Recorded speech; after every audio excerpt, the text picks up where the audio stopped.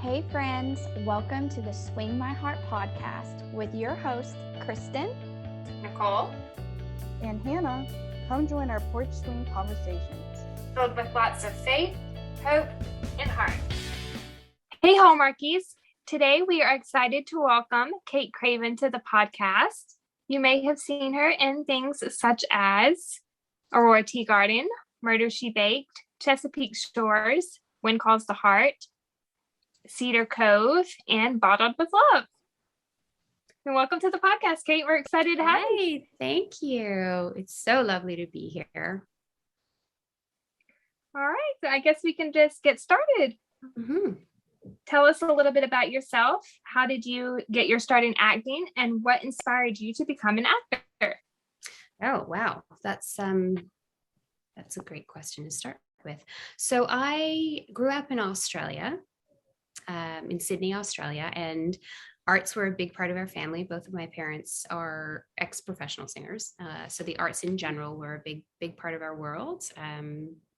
Lots of dance classes and singing lessons and piano lessons and violin, which I was awful at, but we'll move along. And lots of school theater and school musicals. And I think that's kind of when the bug bit me. I headed away from it a little in my late teens and just really wanted to focus on study because I thought that's, the smart thing to do. Everyone always says that you should have a plan B.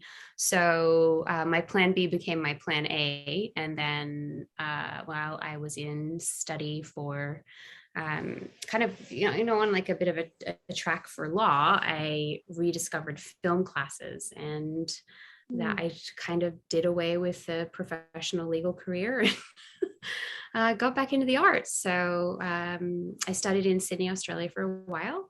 And then I made the hop to North America, and I was planning on staying in the States, but I came to Vancouver, Canada to visit my cousin who I hadn't seen in a while. And I stayed. I just kind of got stuck here. I have a thing for the alpine air, I suppose. And then I met my husband, and we have a son, and now I'm a Canadian. Aww. So that's, Aww, and then that's I awesome. guess I was just starting to kind of really in the tiny, kind of taking tiny steps to be in the film industry here. And then found out I was pregnant, and then booked my first kind of network television show, or no, I guess it was my second network television show, probably about 2 months after our son was born. So I'd only done one network show before he was born, and that was Cedar Cove. Yeah, so I filmed Cedar Cove, and then my son was born about a year and a half later. And then that's kind of, it's been all go since then. That's awesome. Yeah. We've heard Australia is a beautiful place. I'd love to visit there one day. Yeah, I hope you get down there one day. It really is. It's a geographically just one of the most striking countries. Very, very pretty. Just make sure you take sunscreen and bug spray. Right. Yeah. Yeah. And watch where you're stepping. Oh, I'm making it sound awful. Yeah. I think it was last year, or maybe it was 2020. One of my friends took a long-term trip. I think it was maybe, I can't remember how many months, maybe 3 to 6 months. I cannot exactly remember the time, but she loved it. Yeah, she had a it great really time. is very pretty, and it's kind of unique. There's not a lot of places that have the topography of Australia, so it's really interesting and really different coast to coast. Right. So Yeah. What part of Australia were you from? I've always wanted to go there, so it's really Sydney. I'm from the Nice. Big Smoke, the big city, which everyone rolls their eyes at, and they're like, "That's not really Australia." It is. It is. Australia. It's definitely Oh. Australia. That's like saying New York isn't really part of America. I mean, it's ridiculous. Yeah. But Especially New York, I understand what people mean when it's a big city on a coastline, whereas vast parts of Australia are farmland or just beaches or desert, or Sydney's a very big city. Right. So yeah. Do your parents still live there? They do. Yeah, they're just north of Okay. the city. They're about an hour Aw. north of the city now. Yeah. Yeah, they live in a really sweet little coastal area. They're kind of right between a big lake and the ocean. So it's awful for them. Mhm. It's just terrible place to live. Oh yeah, totally. Yeah, they'll often call from like their front porch, which overlooks this giant lake. Oh, wow. I don't feel sorry for them. Yeah, sometimes I'll watch HGTV and there'll be an episode of House Hunters International, and it'll be Right. Australia, and I'll always think, oh, that looks so beautiful. I'd love to It visit is there so one day. beautiful. They're not faking it. That's actually what it looks like down there. It's just kind of ridiculous. And every time somebody comes back from Australia, they always say to me, how did you leave? Like, why did you leave? How did you leave? Like, I know. Yeah. But there's really not a film and television industry in Australia anymore, which is sad because it would be a beautiful place to live and work. But Oh yeah. the work I want to do doesn't really exist there. So it's kind of, making choices to try and, pursue a passion in a place where you can actually pursue that passion. So I just switched the beaches for the mountains, and it was working out. So We're glad it is. Yeah. Thank you. Kristine, did you want to ask the next question? Yes. So next question, what was your first big role, and was that role in TV, theater, or film? Big role. I guess it depends what you mean by big role. I've had leading roles in indie films, and then I've had supporting roles in network. So I guess it depends what genre. I guess the first leading role I had was in theater. That was in musical theater, and that was for oh goodness, was it Les Mis or Chicago? I can't remember which one came first. Oh wow. I think it was Les Mis, and that was for kind of like a larger community theater group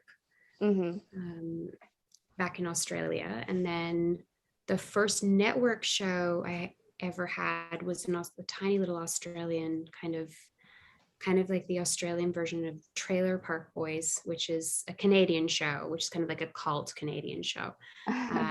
So I did a little network show in Australia before I moved to Canada. And then the first American network show I ever did was Cedar Cove. Oh wow. Nice.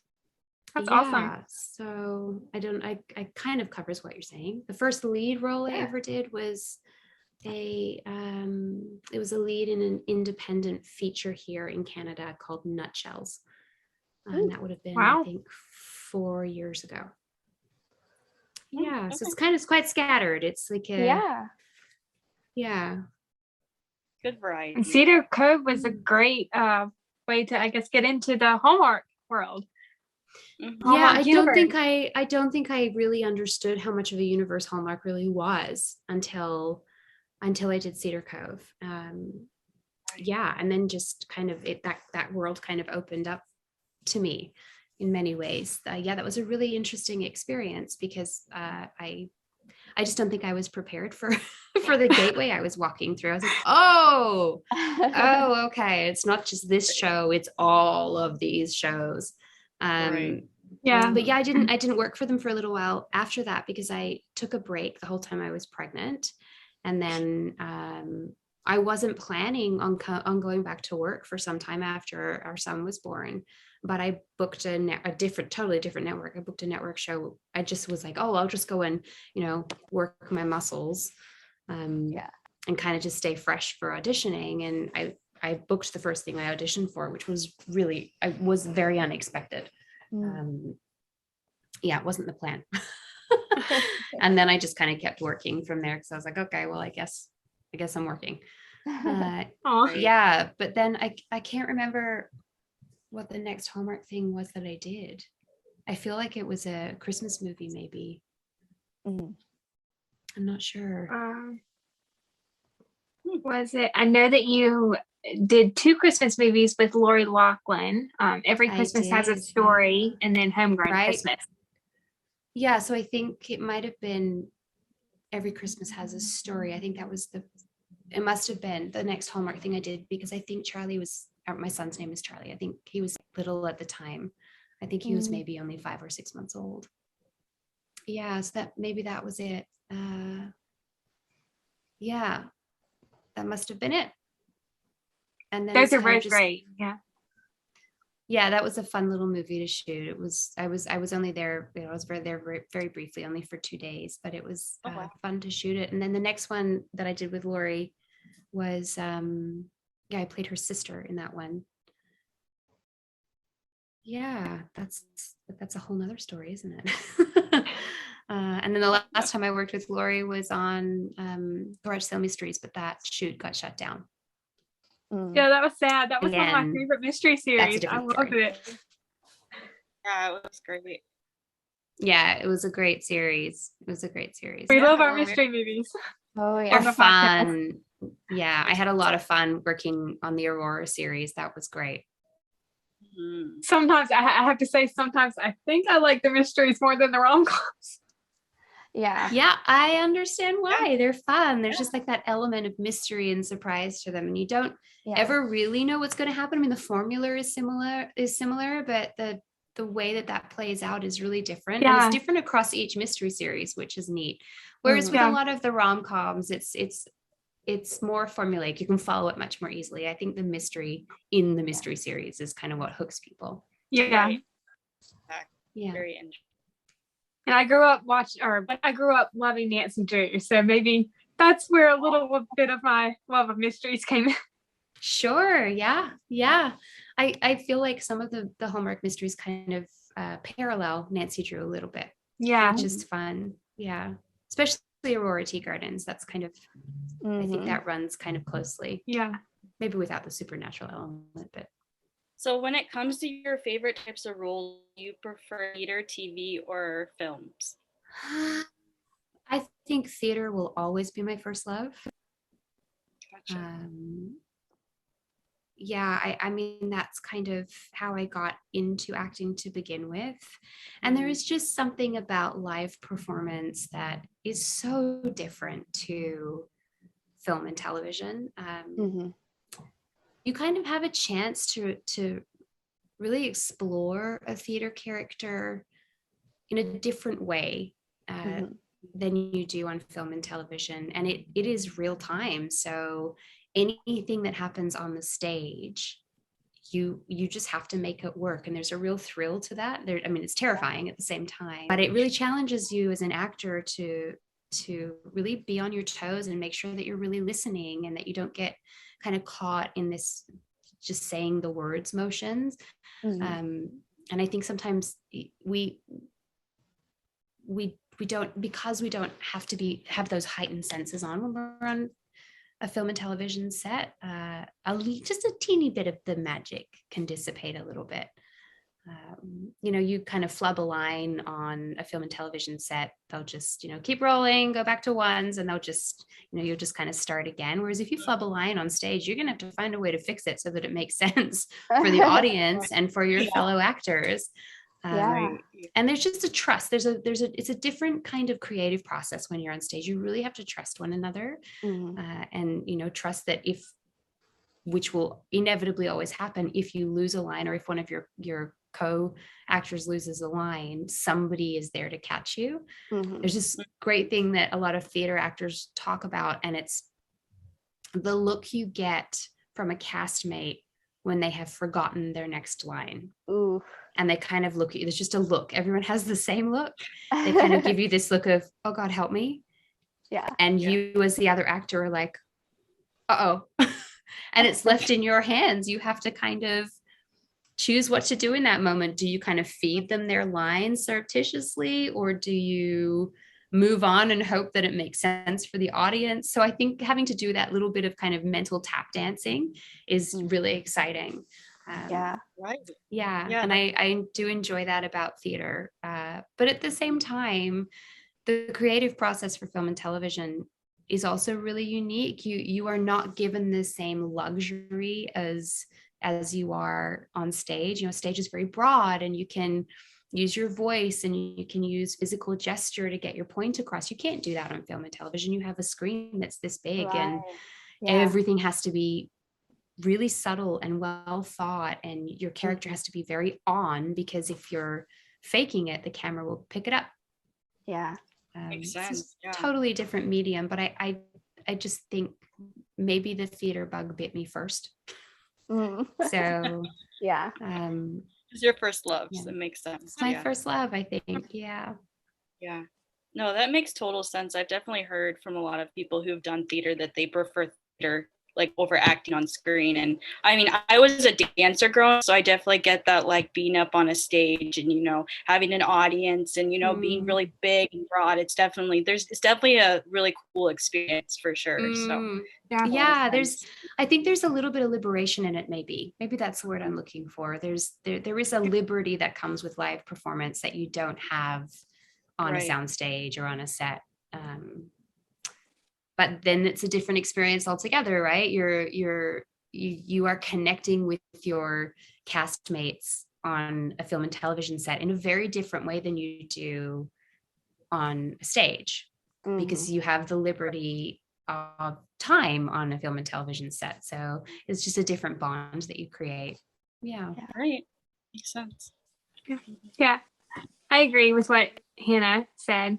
I took some drama classes too when I was younger, and then also in high school. I took a drama class in 9th grade, and it was, at this point, I was in an all-girls school, and we put on a production of, we did one act of The Crucible.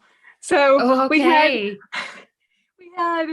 girls playing male characters. It was a trip, but it was a lot of fun. That's kind of how theater was traditionally done. It was just a reverse of the genders, right? It was all men. Yeah. So, all power to you. I think that's great. We did have some female characters, but there were female characters as well. There's a number of male characters in The Crucible. Yeah. I played a female character. I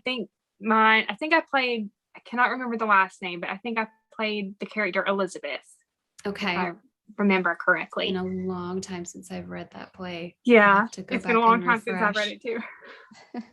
Yep.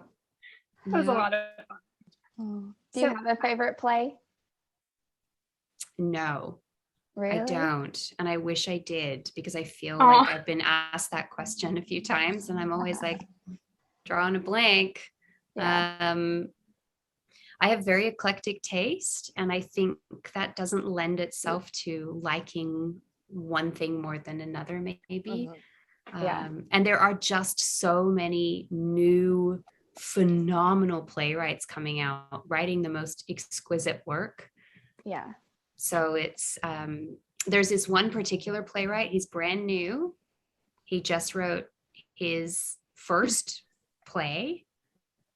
And I have a big crush on him because his name is Craven. And I think his first work is brilliant. And he did a staged reading of that first work just in August of last year. And it's a beautiful, beautiful play. Is this the one? Look, I guess I have an answer now. No, that's a different one. Okay. I guess I have an answer to that question now. Yes, my favorite playwright is named Craven, and my favorite play is called Instantaneous Blue. So, so that's a play in the works, and right now it's looking for a home. The play that Aaron did with Natasha at the end of last year was called Snowflake, and that was written by a British playwright who is equally brilliant. His name is Mike Bartlett. Nice. But yeah, that's a brilliant play. And it was so wonderful to have the two of them on the stage together. So it's always nice when two of your favorite people are working together. Yeah. That's awesome. And Natasha is great too. We love her on When Calls the Heart. Oh, yeah. Well, you have to get her on this podcast. Yes, we would love to have Natasha. Oh, yes. Yeah, it was just her birthday actually a couple of days ago. ago. Yeah. Wait, that's right. She is a wonderful soul. She's just so delightful. And she's doing a fantastic job on When Calls the Heart. She is, yeah. Oh, yeah. Definitely. We're so glad that she joined the cast last season. I'm so glad she joined the cast because it meant that she moved back to Vancouver. So I got my friend back. She's from Australia as well, right? She's from the UK. She's from London. Yeah. So she was actually living in London when she was cast. So she had to come back, which is really great for all of us who wanted her back. Yeah. You're like, oh, yay.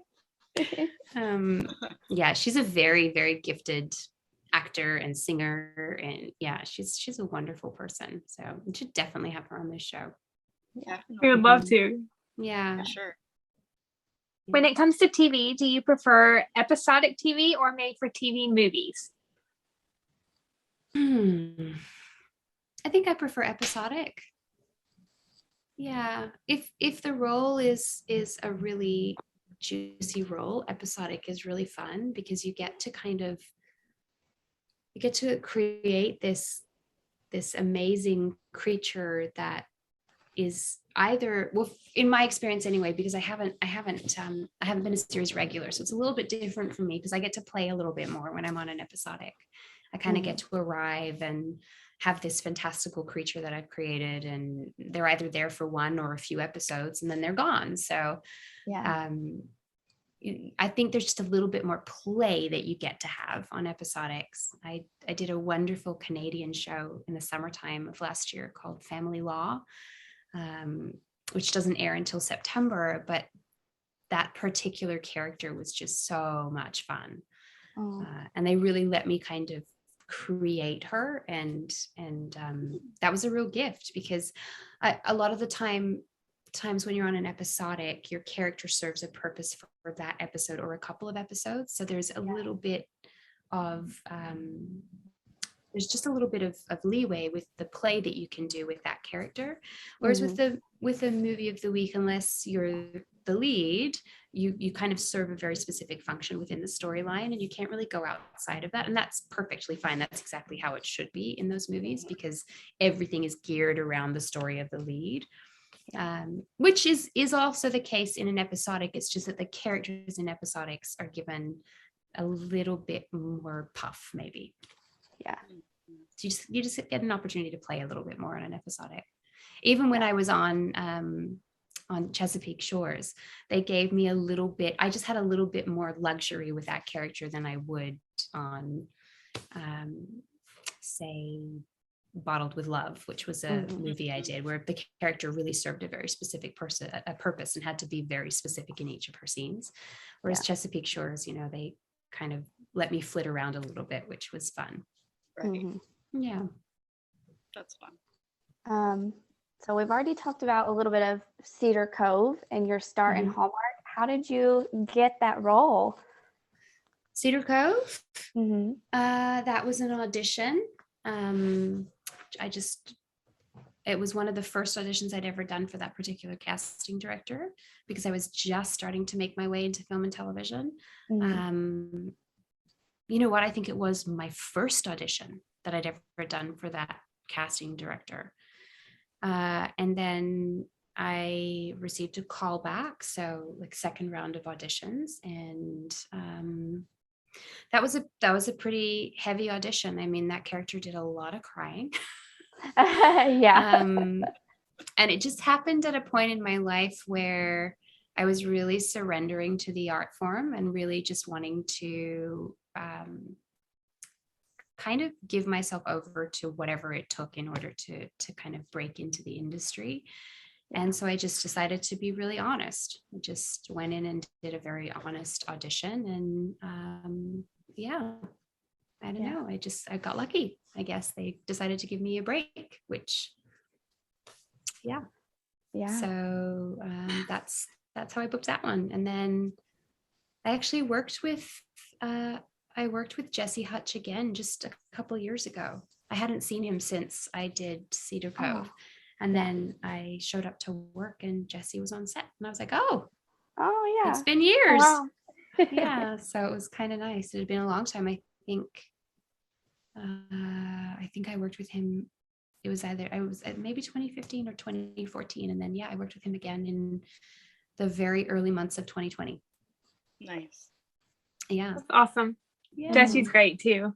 He's wonderful. Yeah. Another person who would happily do an interview with you. Yeah, he's a sweet guy. Yeah, great. And a really good dad. He has 3 very cute kids. Yeah. Speaking of TV shows, we've already mentioned, When Calls the Heart and Chesapeake Shores, which are 2 of my personal favorites. Do you have any behind the scenes memories that you could share with us from that, what it was like to work on those two shows? Yeah, I mean, where to start? When Calls the Heart, what can I tell you behind the scenes? So I came onto that show. The episode that I was in was the episode that everyone found out that Jack had died. Yeah. Right. Was that in the script?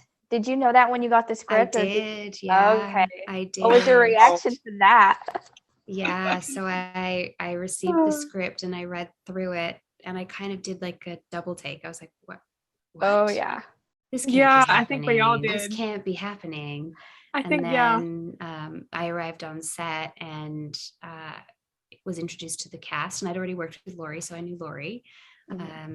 And there was another couple of actors who I had personal connections to, so it was nice to work with them. And then I think the first day I arrived on set, they were, curling my hair up, and Erin came in the door, and she was dressed all in black. Ooh. And she had her hair down, and she had tear streaks down her face. And I just remember thinking, oh my God, they killed Jack. Because what happens in shooting is that they'll block shoot episodes. So they were shooting the episode that I was in and the following episode, which is Jack's funeral. They were shooting them at the same time. And so when I arrived on set for the first day, they had just shot the graveside scene. And I just remember sitting there being like, and I didn't want to ask any questions because I was the new person on set, and it was such a big deal. It was such a big deal, and everyone was very solemn about it. And I just remember sitting there being like, this is a huge scoop, and I can't say anything. I can't say anything. Yeah, that's a hard secret to keep. Yeah, and especially because we all knew, and me even just being a person who was on the show for one episode, we all knew how devastated Hardy's would be. And and you know what, Erin handled it like a pro. She did. She was so brilliant, and she was it's a hard place for her to be because it's not just her co-star, it's her friend. Right. So it was really hard. It was really, really hard, and I have so much respect for her, and she's such a good person. But yeah, it was really interesting to be this kind of wicked character amongst a bunch of actors who are farewelling their friend from this show that they've all been a part of for multiple seasons. And I come in there with this like kind of evil undertow. And so I'm trying to be conscious of my character has a job to do. So I just really have to focus on that job. But at the same time, these actors who are just humans are really sad right now. So I just tried to be a bit of an idiot on set and make people laugh and bring a little bit of levity where I could. I don't think it paid off at all, but at least it kind of broke a little bit of the sadness here and there. And I had so much fun working with Martin Cummings. He's if anyone ever said to me, we want you to come back to When Calls the Heart and play opposite Martin Cummings, I'd be like, I'll be there tomorrow. Tomorrow. He was just a master to work with. He's so fun. I thoroughly enjoyed. I don't think people really know how much fun Martin Cummings is. I think he's kind of this like very gruff character, but he's a hoot. He's hilarious. Right. That's what I so much fun. Yeah, he's so much fun to work with. I mean, this is years ago for me now, so the fact that I'm still recalling Martin and really remembering how much fun I had with him on set amongst like it was a pretty sad couple of weeks there. He's a great person to work with. I've heard great things about Martin. He's a wonderful actor. He is a wonderful actor. And this, this was the same time that he had done a shirtless scene on Riverdale. I watched that show too. So that's okay. So it was the same time. So I was working on this episode with him at the same time that episode of Riverdale had aired. Oh, goodness. And so they're all over the internet, all over Twitter, all over Instagram. There's just all these photos of shirtless Martin Cummings. And he was so embarrassed. He was so embarrassed. Oh, and all of his castmates were, I mean, that was a bit of levity on set too, in this like quite sad time, but it was pretty great to see everyone like, just having a party with the top of Martin Cummings. So there's a bit of behind the scene gossip for you. And then on Chesapeake, I mean, that was just a really fun shoot. I was working with Michael Carl Richards, and I'd never worked with him before. And I think we're just very similar beasts. So he just became a very fast friend, and we had a lot of fun on set together. And I said this in an interview with a writer for Heart and Home, which is a station up here, a channel up here. I was saying to her that it kind of just felt like arriving at a bit of a family reunion. There's just so much love between that cast, and they truly adore one another. So to kind of just step into that world was really lovely. It was, the first day that I was on set was like a family dinner scene. Yeah. So I kind of just get like plopped into the middle of this already very established family. And I'm the new person at the table with the little one who's playing my daughter. And it literally felt like being embraced by a family. It was really beautiful. That's great. And Megan I think she just had her baby. Okay. I think she just had her first child at that stage. So we were both like relatively new moms, and it was just kind of it was just a really lovely shoot to be on. And the fact that they decided to bring Terry back a couple of times, and this kind of rival friendship turned into just something that was very sweet. That was really lovely. We were kind of hoping that might continue. Michael and I were hoping that those relationships might continue through to the next seasons, but they haven't had us back yet. So we'll keep our fingers crossed that maybe they'll bring us back for something. Yeah. Mostly because we just want to hang out. Right. No, I have to say, whenever I think of you, I always think of you in that role, because like I'm a huge Chesapeake Shores fan, so like I always think of Miss Nicole, and I really like to see that bond that you have first, like Terry and Abby's character, were kind of at odds, and then they kind of form this little bit of a friendship there. So it's sweet, right? Yeah. And the bonding, I think in this day and age, having characters that are single moms bonding on screen, I think that's actually really socially important. That's something that we don't often see on a television screen. We see rivalry between women, but we don't often see bonding. And I think particularly because they're two single moms who at that stage, Abby was with, right? Yeah. Bryce, I think. Bryce. Yes, that's right. He was still here then. Yes, he was. So their relationship was kind of, it wasn't new, but that was kind of an on-ish thing going on. And then my relationship with Michael's character was new, and we were getting engaged. So there was this it was just an interesting dynamic to explore. And when they brought Terry back for another episode to kind of go over her business stuff with Abby, I just thought it was really lovely. I was like, oh, look at this. This is one of the very few times on television where there has been a real investigation, not only into women dynamics, but single mothers. Yeah. That dynamic, but then single mothers who are also professionally successful. So I was like, this is like a great trifecta. So love stories will always take precedent, which makes sense, but it would be nice if that was something that they kind of investigated a little bit more, if not with Terry, then with another character, because I think it's important. I think it's an important social issue to investigate what it looks like to be a mother and a professional. Yeah. And someone who's trying to forge friendships, because a lot of moms talk about how lonely they are. Yeah. Right. So it would be nice to kind of see that a little more on television. Hallmark, if you're listening. Exactly. We'll have to campaign for it. Hopefully Chesapeake Shores will get another season and they'll get to have you back. Yeah, I know they haven't released that yet. I keep checking. I'm like, what's going on, guys? What's going on? I know. Yeah, Michael and especially I after talk that about it every now and cliffhanger then. Yes. with Connor. I was not expecting that at all. No. I only suspected that because of When Calls the Heart. Yeah, I was like, can I see wonder that, if they're gonna kind of sort of pair. And I was like, oh, sneaky. Yeah. Sneaky. But it's fun. It's they're a ghost and they deserve to be renewed. Yeah, they do. So I hope that happens for them. They're so much fun. Yeah.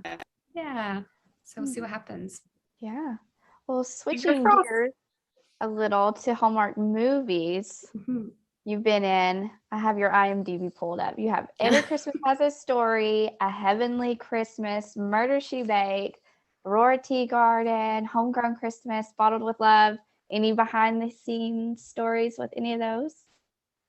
Oh, let me think. There's so many stories from every set.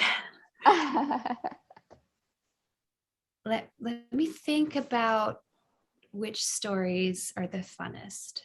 I mean, I recorded a song with Eric McCormack on oh good Lord, what is it called? What was that movie called? Can you tell me what movies I've been in again? That would have been A Heavenly Christmas. Yes. Heavenly Christmas. Yeah. I mean, that was terribly fun.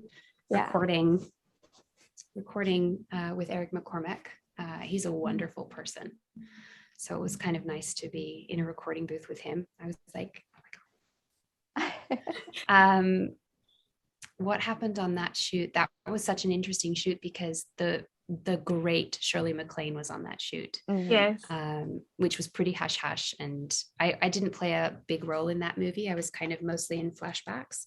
But the last scene, I got to set and found out that she was on set and she was the character that I'd be standing next to. And I just kind of remembered standing there like, how am I standing on a set saying lines to Shirley MacLaine right now?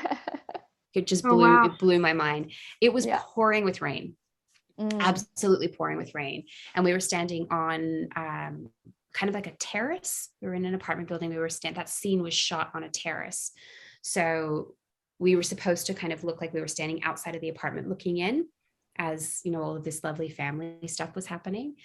And so they had a green screen up so that they could shoot Chicago behind us. But it was raining so hard that the green screen was like flapping in and hitting us. Wow. And I just remember at one stage, Shirley MacLaine, so they did blocking. Blocking is where they get you in to make sure that, you know, you're standing in the right spot and that the lighting is right and they've got you in frame properly. We've done blocking and it is pouring with rain, but because we were released from blocking, Miss MacLaine would not move. She was like, I'm staying here until I'm released because that's my job as an actor. And I'm just getting pelted with rain and I'm wearing all white, head to toe white. I'm like, this is not good. This is not good. So eventually someone's like, oh my God, get in from the rain. What are you doing?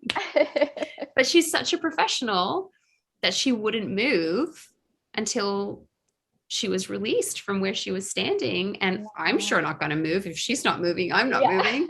So just kind of like stood there, just didn't know what to do. That was kind of funny. Give me another name of a movie. Let me see if I can find some funny stories. Let's see. Okay. How about working with either Andrew Walker in Bottled with Love or with Candace on Aurora Teagarden? Okay. So Andrew Walker is one of my favorite humans on the planet. If you think he's really sweet, you're wrong. He's sweeter than you think he is. Aww. He's funny and giving. He's very generous in the way that he acts. He's you know what? He's just a wonderful human. And he deserves all the success he gets on the screen and off the screen. He truly is a gem of a person. He's never faking it. He's never calling it in. That's how he is. He is just that person. We had terrible amounts of fun on that set. There was a lot of, what's the right word to use? A lot of kind of ad-libbing happening because we were just kind of trying to discover our relationship as siblings. We laughed way more than we should have. I just had such a great time with him. He's a wonderful actor and a wonderful human to boot. So what's something funny that happened on that set? The last day that we had this particular office location, and we only had it for a certain amount of time. And you know, it's typical in a Hallmark film to shoot a lot of pages in one day because you're in a very tight timeline. Yeah. But on this particular day, the entire last scene had to be rewritten to make it work with the ending of the film. So the scene was also like the kind of climax of the film where Andrew's character realizes who Bethany Joyce's character really is. Like, it's that kind of climax of the movie where he gets a piece of paper and he realizes he sees her handwriting and he puts all of it together. We shot that day, we shot probably double what you would typically shoot in a day. We filmed for, I think it was just over 14 hours. Wow. Oh, man. It was unbelievable. It was the longest day at that point in my career that I'd ever had on set, and it was all rewrites. So we were like learning things on the fly and trying to get it done, and it was amazing. It was a great experience as an actor because it's like, okay, well, it's kind of like live performance right now. You just got to learn your lines and go. But because there's so many moving parts and cameras moving and tracking back and like dollies being swung around so that they can get the shot that it was wild. It was, that was the last day that I worked with Andrew on that show. And I just remember being like, what just happened? And then the Aurora Teagarden series was shut down. So we got shut down halfway through production because of COVID. Yeah. Wow. So we were filming the reunion scene, like the scene where they're all at the ballroom together. And we were into, I think we were on our third day of filming, maybe our fourth day. You know what? It was the fifth day of filming. It was my third day of filming. And I had come straight from another shoot. It was a Lifetime movie I was on, and I'd flown over from the mainland of Vancouver over to Vancouver Island. And so we shot 2 days. We were on our third day, and production had to shut down because of COVID. So the NFL shut down on the Wednesday, the NHL shut down on the Thursday, I think, and then film production everywhere shut down on the Friday. So it was just this kind of wild time. And then in August of that year, so August of 2020, I think it was August of 2020, we picked up production again. So it was a really long break, and we had all of these actors who were in like winter, Canadian winter, when we were filming, who were then coming back in the middle of summer to film the rest of the movie. And we were like, people look really different in the summertime than they do in the wintertime. So there was a lot of like trying to match hair and match skin. And it was kind of interesting because I've never done that before. I've had like a 2-week break, and then they've had to pick up a scene somewhere because something happened, or, you know, they didn't get the coverage they needed. But I've never had a close to 7-month break between filming and having to pick up the same scenes that we were shooting. It's not like we could just be like, moving on, we got that in the can. We had to get all of the stuff we didn't get. So it was really interesting. That was really interesting. And I remember talking to Tegan, who played Amy. So Tegan Moss played the character of Amy. You should interview Tegan. She's so much fun. We'd love to. Yeah. So Tegan played kind of my enemy, I suppose, because she is the wife of my child, my teen sweetheart. Tegan and I were trying to spot the differences when we watched it. we were talking about it. I'm like, I couldn't tell. Like, I knew in my head what scene was what, but I was looking at it and I'm like, does her hair look different? Does her skin tone look different? I was trying to find the splits between the reunion prom scene. So that was a really interesting experience because I think we all kind of got shocked by what had happened in the world. Right. And then we all came back together, you know, almost 7 months later. We were all kind of like, what just happened? And we're on set with like, you know, visors and masks, and nobody had vaccines at that point. And it was just kind of stepping into a very different world. You know, we'd had such great camaraderie back in March, and then we're all kind of together again in August, kind of feeling like, yeah, now we're gonna stand all the way over here and just wave at you. I have this great photo. I'll have to try and find it and send it to you. I'm in the green room with Peter Benson. And typically when you're in the green room together, you sit side by side, like your cast chairs are all kind of set side by side, and that's for many reasons, usually because it's, you know, there's a space problem in a green room. You've got to fit a lot of cast in an ensemble like Aurora Teagarden's, but also because it's easier for hair and makeup. You know, they just like come along and do your touches, and they just go person to person. And because of COVID, we all had to be distanced. So there's a photo of me sitting in my cast chair, and Peter Benson is like, I don't know, I want to say he's at least 20 feet from me. So I was like, I had my camera and I was taking video footage of us trying to talk to each other. Like, how's Julia? Which is his wife's name. And we're like yelling at each other across the So that was, it was a really interesting experience to leave one world and then re-enter, you know, leave the Teagarden world and then re-enter the Teagarden world. But it was so different. It was just such a different experience. Yeah. My first day back on set from breaking was the scene where my character Cassie is being interrogated by Peter's character. And the way they set it up to keep us distance was really clever. Is that they had Peter sitting at the table and Cassie standing against the kind of double mirrored wall.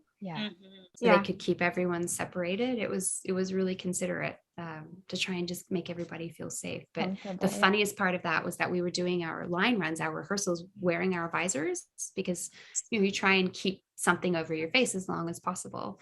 So we have our visors on, but I don't know if you've had this experience, but visors give you this strange kind of feedback. So when you talk, it kind of loops back at you.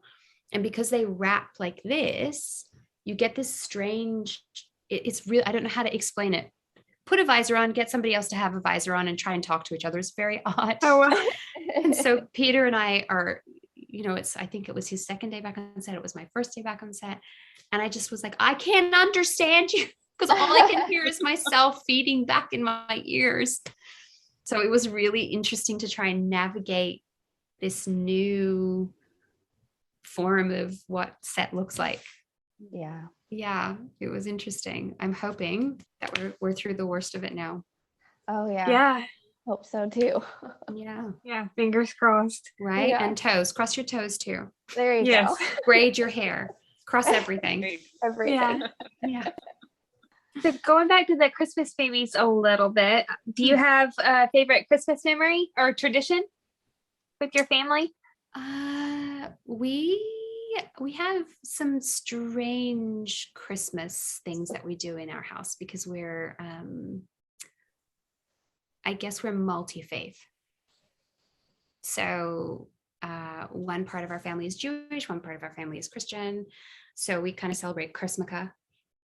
So we light the Hanukkah while it's next to a Christmas tree, which is very strange. But yeah, I don't know about, actual traditions. What do?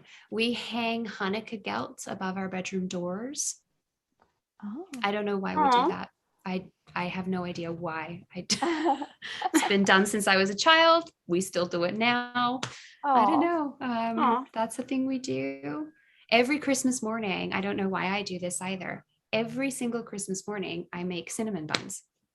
Oh, yeah. I don't know why That's I do that, tradition. But we wake up, I make cinnamon buns and coffee, and we open our presents while we're eating cinnamon buns. But I don't know why. I don't know why that's a thing that I do. I think one year I just decided that they smelled good, and so I made them, and it stuck. That's, I guess they're the kind of weird things that we do. Cinnamon buns and hanging gold coins above our doorways. Those are great traditions. Yeah. They're nice. That's nice. Let's see. What has been your favorite role on Hallmark? If you had to pick one. Favorite role on Hallmark.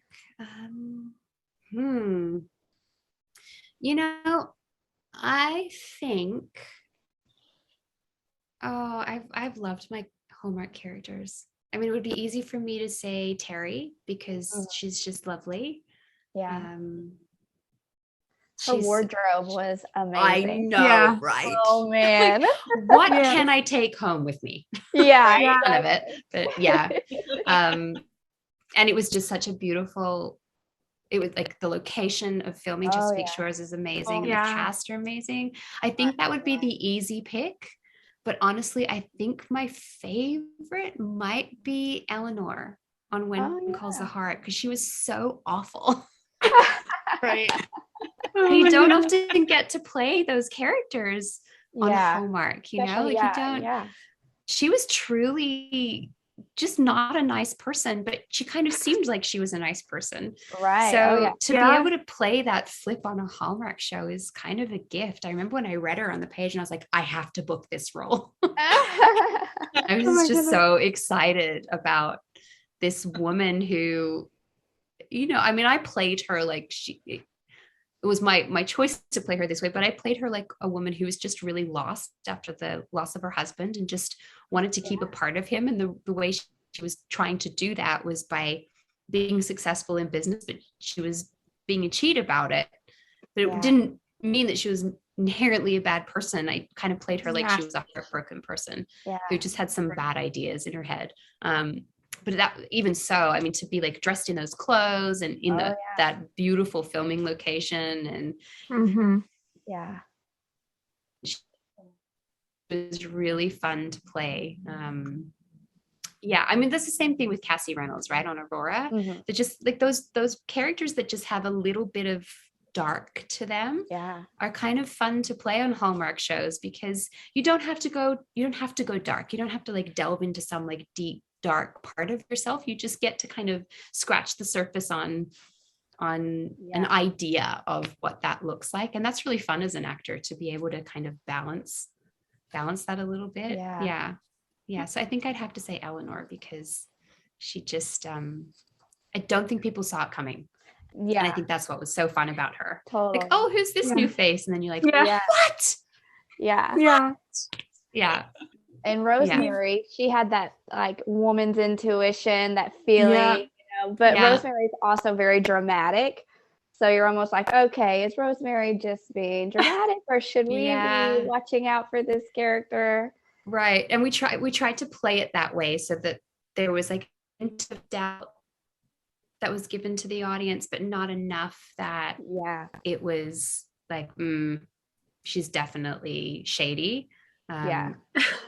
I think though, I mean, to their credit, the cast of When Calls the Heart are so good at planting those seeds. And I think I don't know whether this is true or not, but I wonder when I've thought about that particular episode, whether having someone who was having some justice to giving justice to the Martin Cummings character, like giving him I guess the kind of power to choose, giving him, and then he chooses the right thing. I wonder whether that tempered maybe, or maybe didn't make Jack's death so, I mean, it was horrific, but you know, giving Martin a win, maybe kind of soft. Who am I kidding? There's nothing that could soften that death. That was brutal. But still, I think a lot of Hardys were rooting for Gowan. And so you being able to push that plot forward, you know, of actually trust Gowan. Like he's really not as bad as he was. Right. I've planted this a few times. People in Hall, like, maybe Eleanor needs a story, right? I'm like, they'd be a really cute couple, right? Yeah. Ron's like, what are you talking about, lady? You did a great job. Just me trying to work with Martin Cummings again. How do I do this? Totally. Yeah, you did a great job in that role, as well as all your other roles, you. of course. Thank you. Wow, great direction and a great cast to work with. So always makes a difference. Yeah, I actually just wrapped on a Hallmark. They just changed the name of it. I think it's now called A Second Chance at Love. It was originally called I Do Again. Oh, wow. And Eric LaSalle is the lead of that. And he's such a professional. He's just such a delight to work with. And it makes a big difference when you get onto set and you work with someone like that. It just makes the job so easy. So Martin's like that. He makes it really easy to work with, to do your job. Yeah. Yeah. So we've kind of already talked about this, but in your experience, what would you say is the difference between like working on a Hallmark mystery movie and like on a rom-com? Oh, what's the difference? That's a great question. I've never actually even thought about that. Thanks for that. That's a great question. You've given me pause for thought. Well, I think with a mystery, you are required just by the very nature of the genre to be ambiguous, which is an interesting way to play a character, because we often say about a Hallmark story, you say what you mean and you mean what you say. So there's not a lot of ambiguity with your characters in a rom-com or in a Christmas movie, or it's very kind of, you get a sense of who the characters are very quickly.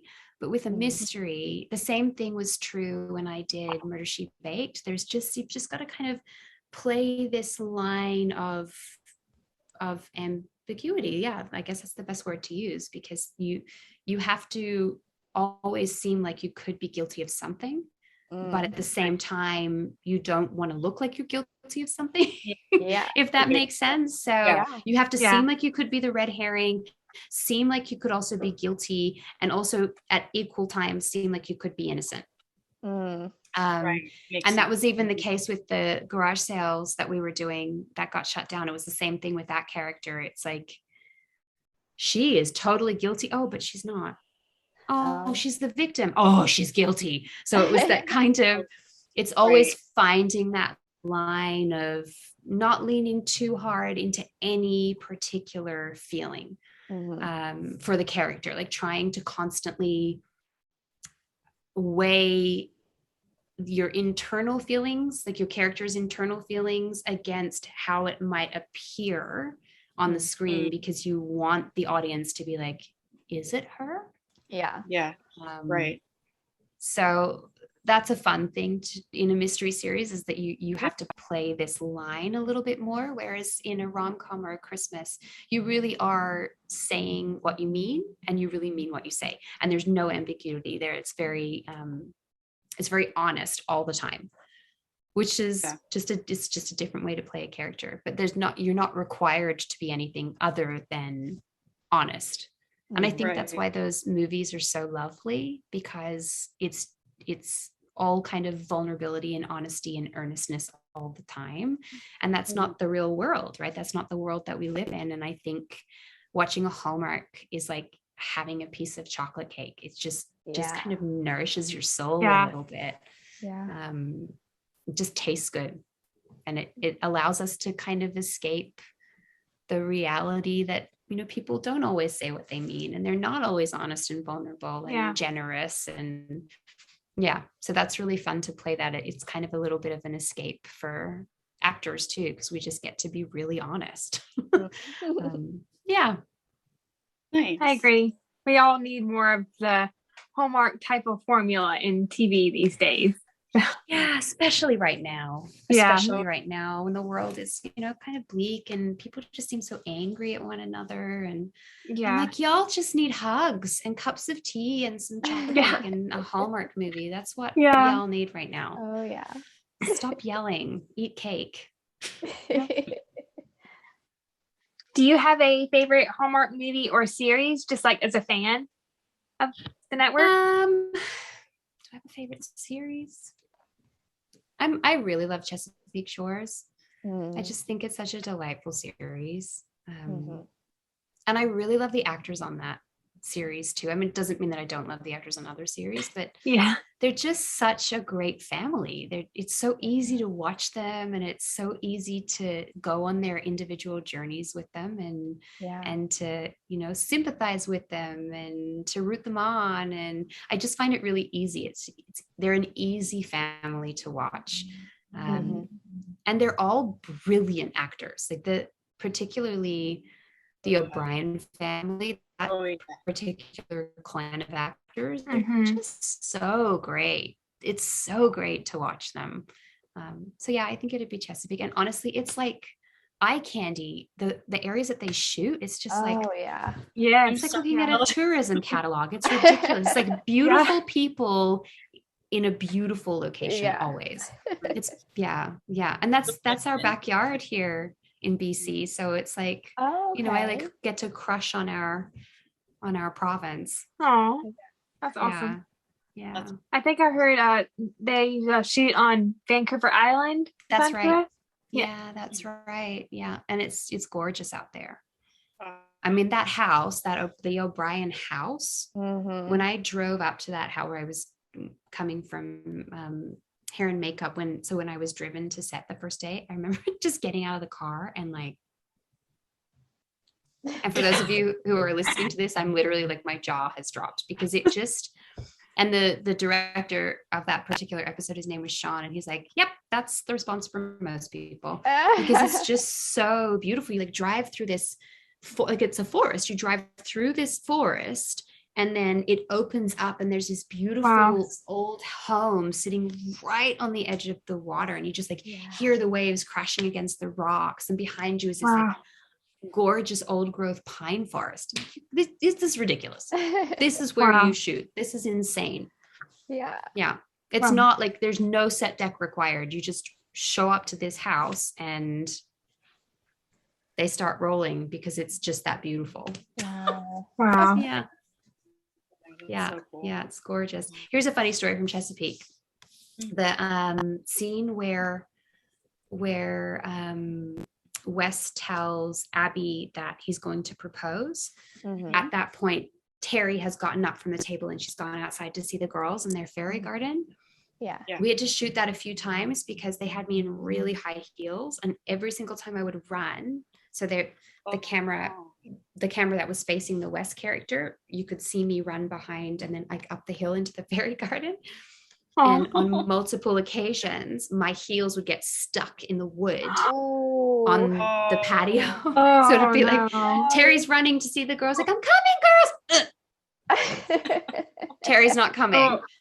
She's not coming. She's stuck. Goodness.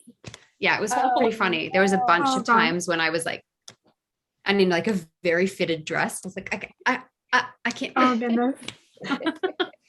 The perils of high heels. Yeah. I know how that is. My high school, my senior homecoming, we did homecoming we didn't have a homecoming dance, but we did, the homecoming court. And my heels were just like going through the football field as I was walking. No. Oh no. Have you seen those little, this is so off topic here, but I have to tell you, ladies, have you seen the heel stoppers that you can get now? No. Oh my goodness, they're so great. They're specifically for that. I'm sure someone got stuck in a field somewhere at homecoming or prom or at some point, and they're like, enough. And they went and invented these heel stoppers, and they literally slide onto the bottom of your heels. Brilliant. Yeah, that's so great. And they just like, they give you a little more surface area so that you don't sink. Yeah. Genius. So genius. Yeah. I can't remember what they're called, but I'm sure if you Googled them, you'd find them pretty easily. Yeah. So my next question is, do you have any other interests in the industry? My dad is a screenwriter. So have you ever thought about writing, directing, or producing? I just sent off my first screenplay to my agent today. Oh, wow. That's awesome. Congratulations. So, thank you. Well, I mean, we have to sell it, but we'll keep our fingers crossed. Thank you. I appreciate that. So I have been dabbling in writing for a while, and I just have kind of had to put it on the back burner every time I've worked, and then I thought that, the shutdown for COVID would be the perfect time to work, not taking into consideration that I had a small child to take care of. So nothing got done. There was no writing that got done. And I have 4 screenplays right now that are 3 of which are ready to go. We're just going to send them one at a time. And the 4th one, I'm just kind of working on at the moment. And I am at the very, very infant stages of writing a limited series for television. That's awesome. Yeah. That's so exciting. Yeah. So I guess that's probably where I'm headed at the moment. Hopefully I can still manage some acting work with the writing, but I really love writing. I really love creating stories. So that's kind of taking most of my energy right now. I would love to direct at some point. I just don't feel ready for it yet. I just would like a little more knowledge in my pockets first. Yeah. So some people I think they just know how to direct. It's like a second skin for them. I would like all the information before I even attempt it. So I would like to kind of shadow some directors and, sit on set with some DPs and just really kind of get the proper lay of the land from behind the camera before I try and run a set, essentially, because directors are kind of so responsible for not just their cast, but also their crew. And I want to be really respectful of that and kind of learn the language well and know how to properly communicate, or at least communicate in a way that makes sense for people who are behind the cameras, because the way we communicate in front of the camera is very different to to crew lingo. So I just really want to be respectful of that, because I think crews are phenomenally gifted people. And I'm not entirely sure that they get the respect that they deserve. So I would really like to, and this is not me being altruistic at all, I just really want to tread carefully before I step into that world. So, but that is definitely an interest for me. Producing is something I've kind of done off and on over the years. And I really love producing, probably because I'm a little OCD and I like order. But it's not something I have time for at all. And production really takes all of your time. And writing takes time too, but you're not required to be on all the time. When you're writing, you can take breaks and I can mother. Whereas production, if you're the producer of something, you kind of really need to be on the phone, like have your phone available all the time. And if they want you to go to set, you got to kind of be able to drop things and go to set. And, you're managing the whole operation. And that's just not something I want to do when I have a small child at home. Yeah. So maybe, when he's a little bigger and doesn't want me around so much. When he's a teenager, he's like, go away, Mom. I'm like, okay, fine, I will. I'll go to work. Oh, goodness. Yeah. Oh. Our next question is, have you had the opportunity to work with your husband, Aaron, on anything? We did our first work together in November of 2021. We did a play together. It's the first time we've ever worked together. Awesome. Wow. Yeah. He, clearly I have a crush on him. I just think he is such a gifted artist. I have wanted to work with him for a really long time, but I've also been kind of nervous of working with him because he's just got so much experience, laps me in experience, which is not a bad thing because it elevates me as an artist. But we did a play by a wonderful playwright named Duncan Macmillan. The play is called Lungs. It's a 2-hander. It's a very sparse show. And it's just a lot of talking.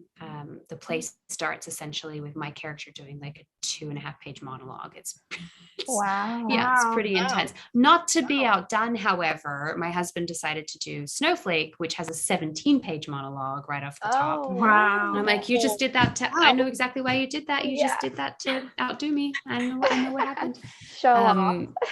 Right. Show off. Exactly. But it was so great to work with him. It was not without its logistical issues, because when your co-partner, your co-actor, is also your husband, and you share a child together, that can get a little sticky. But I'd work with him again in a heartbeat. And I'm not saying this to gloat at all, but I really am a better artist when I work with him. I know that about my that's work. sweet. I know I just feel elevated as an artist. And he's so generous to work with. He's just a very kind, considerate actor. And that makes your job as an actor so much easier. You just kind of constantly feel like you're supported. Yeah. Yeah, so we had a lot of fun. I'd do it again tomorrow. I'm actually hoping that we get to work together in a film in fall, but we haven't got those details ironed out yet. But we would play love interest, so that would be fun. Fingers crossed. That would be awesome. Yeah, it would be fun. It would be really fun. Yeah. We'd love to see that. Yeah, thank Eric you. is great too. Yeah, I like him. I think my favorite role of his is in Signed, Sealed, Delivered as he gets that a lot. Yeah. The governor. The governor. Ryan Talent. Yeah. That's right. Yeah. My mind was blanking for a second there. No, that's okay. Let's not talk about him. This is my inner. He had his. He's actually played a governor a couple of times now. He played a governor on NCIS as well. I guess he just looks stately or something. Yeah. I suppose. Yeah. He brought home the t-shirt, like the re-elect Governor Eric something or other. Oh. And so I wear it often just to embarrass him. How did you meet him? This is a funny story, actually. He's always like, don't tell it like that. It sounds terrible, but I'm going to tell it like this because I enjoy it so much. I went to his acting class. Oh. Yeah, that's how we first met. That is not where we got together. He was not taking advantage of a student. It's okay, everyone. But that's where this is why he doesn't want me to tell the story this way. That's where I initially met him, and then we got together a few years after that. I think it was 3 years after that. Nice. Yeah. Kind of a little bit by happenstance, actually, because we had been, colleagues, friends, people that knew people in the industry. We were always very friendly with one another, and then found ourselves single, and I was like, okay. Yeah. Aww. Yeah. But I've always had a talent crush on him from the day I met him. So yeah, I just think he's a very gifted actor, and he's a beautiful writer, and he's a fantastic director. I think he should be directing more as well. Kristen, did you want to ask your next question? Oh, yes. So in the Hallmark world, you have worked with some legends like Shirley MacLaine and Lori Loughlin and Treat Williams. But in your opinion, who is the most famous person that you've worked with? Maybe someone that you've looked up to as an actress. The most famous person I've worked with. The most famous person to me, can I do that? Because Shirley MacLaine is by far the most famous person I've ever worked with on a Hallmark film. But the most famous person to me, purely because I just think he is a genius, is Eric McCormack. Okay. He is hilarious, but he's also a really great dramatic actor, and we don't often see that side of him. We often kind of, everyone's like, oh, Will and Grace. I'm like, well, yeah, but that's what he's most well known for. But he has this whole other talent that he can pull from. And he's just like, he's so unassuming. You would never think that he's, the person that he is in the media, like he's so huge, but when you're working with him, he's just really genuine and down to earth and kind and fun. He's lots of fun. And I think because he comes from a theater background, and he's a really educated theater actor, that's always appealed to me. Actors who are trained theater actors, I've always, because again, got bit by that theater bug young. That's always been really appealing to me artistically, and you can see it in the way that he acts, and the way that he manages dialogue, and the way that he gives to his fellow actors. He's a very generous actor.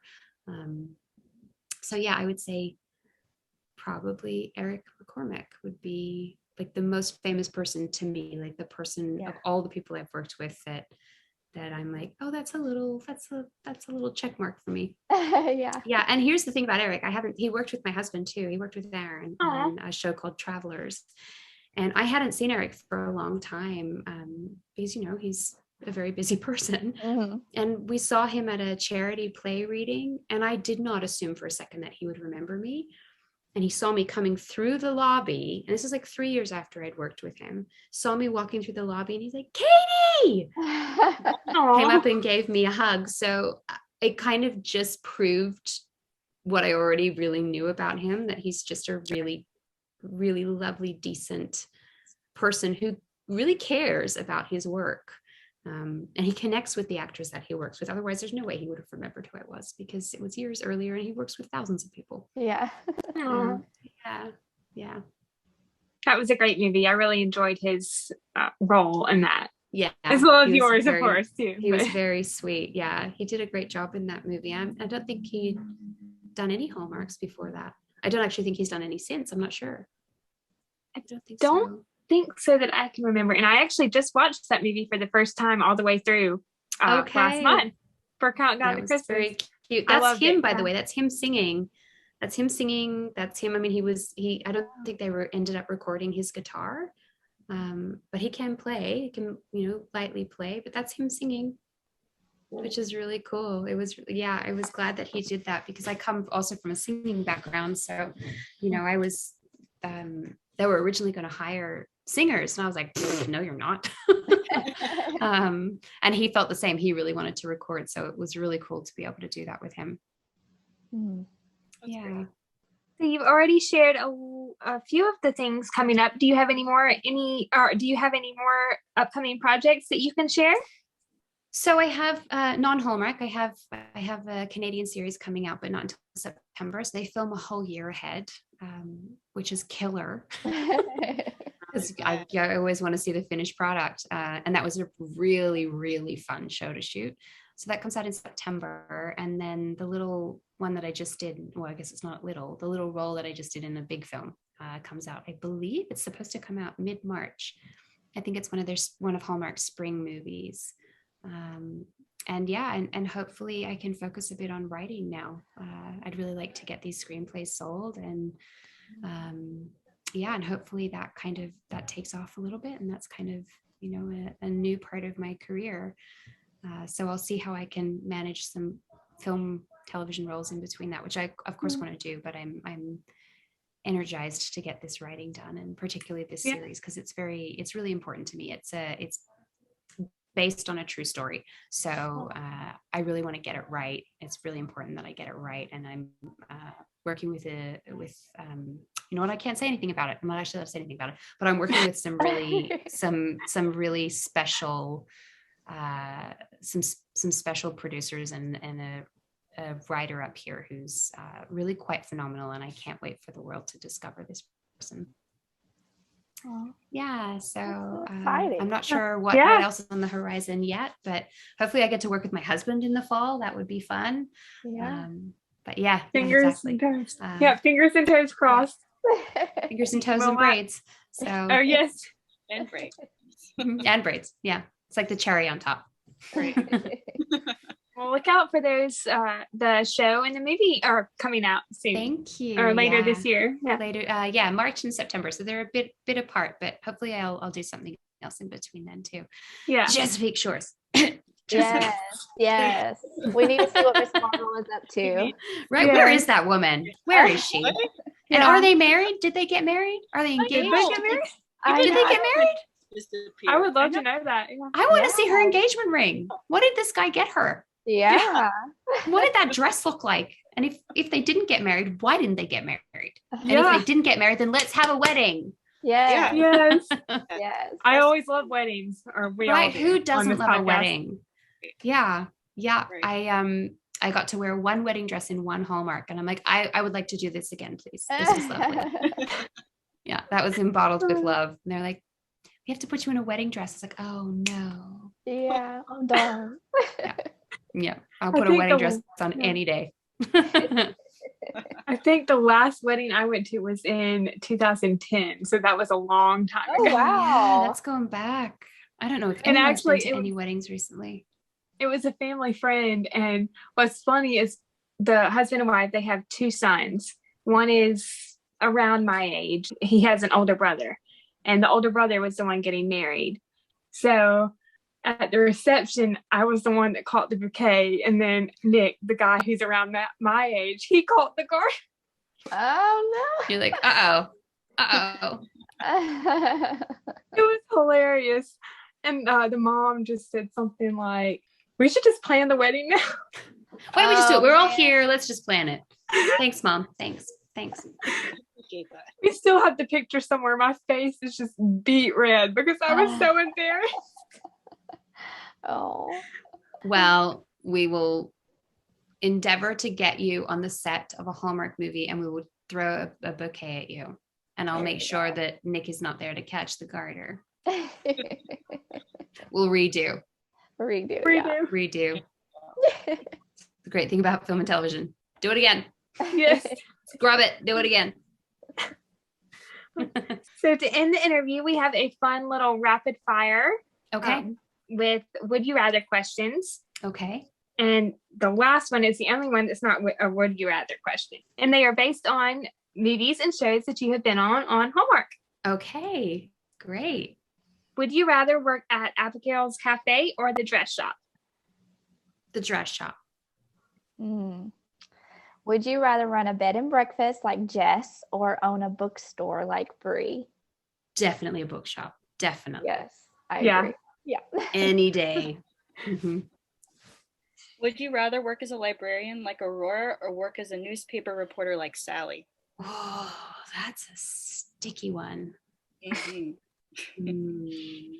Librarian. Yeah. Mm-hmm. Would you rather compete in a bake-off or a cook-off? Bake-off. Would you rather spend Christmas in a big city or a small town? Small town. Mm-hmm. If you wrote a message in a bottle, would you rather have someone you know find it or a stranger? Oh, that's a great question. This is supposed to be rapid fire. Sorry. You're good. Does it have my name on it or does it not have my name on it? I mean, if we're going off the movie Bottled with Love, I assume it would have some sort of name on it. Okay, stranger. Yeah.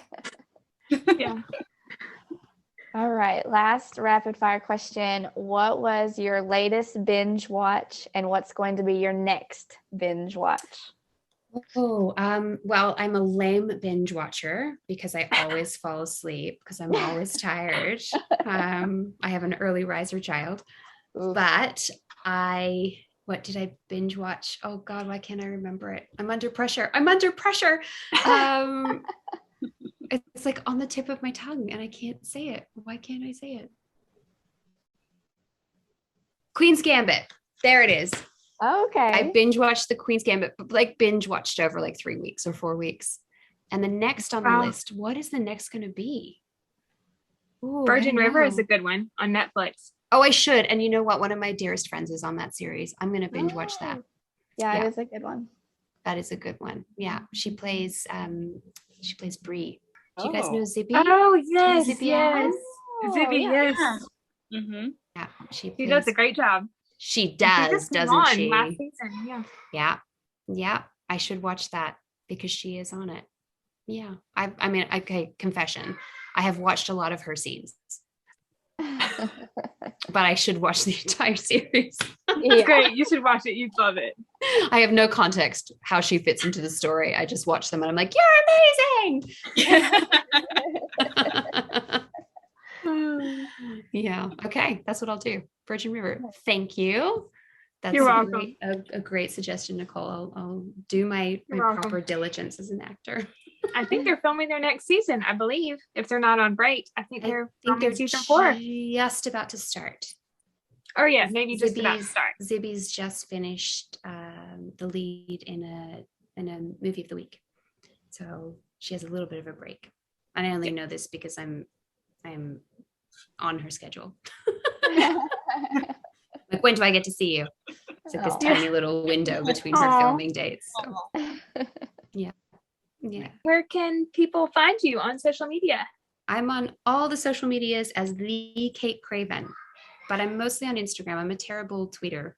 and I'm almost never on Facebook, so Instagram is safest. Thank you for coming on and taking the time to chat with us. We had a lot of fun. Thank you for having me. This was so delightful, and thanks for the walk down memory lane. It's been a while since I've thought about a lot of those shows. Oh, you're welcome. That was really fun. Thank you, and good luck with the podcast. I think you guys honestly contact those people because I'm sure they would all love to be. Thank you so much. Chatting with you. Thank you. Yeah, you're welcome. Stay healthy and happy and safe, and I hope to see you all again. Yes. All right, everyone. Well, that was our interview with Kate Craven. We thank you so much for listening, and we hope you have a wonderful day or night wherever you are in the world. And we will see you next time. Bye. Bye, Hallmarkies.